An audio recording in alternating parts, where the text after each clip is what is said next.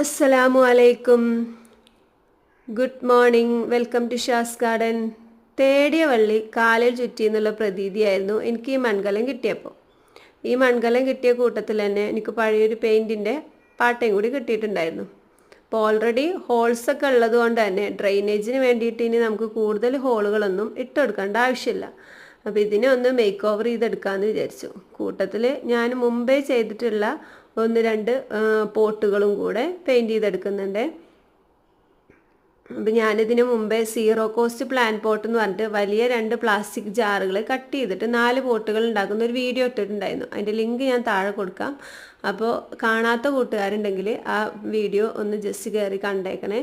അപ്പോൾ ആ പോട്ടുകളും കൂടെ ഞാനൊന്ന് പെയിൻറ്റ് ചെയ്തെടുത്ത് ഭംഗിയാക്കുന്നുണ്ട്.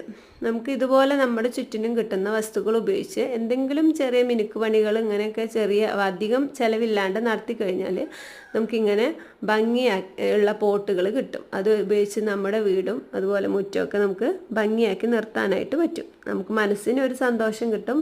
അതുപോലെ വെറുതെ ഇരിക്കുന്ന സമയത്ത് ഇങ്ങനെ എന്തെങ്കിലുമൊക്കെ ചെയ്ത് കഴിഞ്ഞാൽ നമ്മുടെ ടെൻഷനും കുറയും, മടിയൊക്കെ മാറും ചെയ്യും കേട്ടോ. ഇപ്പോൾ ഫസ്റ്റ് കോട്ടും സെക്കൻഡ് കോട്ടും ഒക്കെ കൊടുത്തു കഴിഞ്ഞപ്പോൾ നമ്മുടെ കലം പുതിയൊരാളായിട്ട് മാറിയിട്ടുണ്ട്.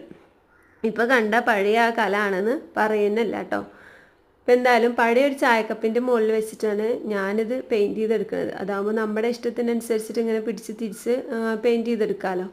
ഇപ്പോൾ കയ്യിലൊന്നും ആവില്ല. ഇനിയിപ്പോൾ കയ്യിലായാലും കുഴപ്പമില്ല. നോ പെയിൻ നോ ഗെയിൻ എന്നൊക്കെയല്ലേ പറയാം. അപ്പം എന്തായാലും ഈ പോട്ടുകളിൽ ചെടി നടുന്ന വീഡിയോ ആയിട്ട് അടുത്ത ദിവസം ഞാൻ വരുന്നതായിരിക്കും. ഇപ്പോൾ ചാനൽ സബ്സ്ക്രൈബ് ചെയ്ത് ചെയ്യാണ്ട് കാണുന്ന ആളുകളുണ്ടെങ്കിൽ ഒന്ന് സബ്സ്ക്രൈബ് ചെയ്ത് സപ്പോർട്ട് ചെയ്യണേ.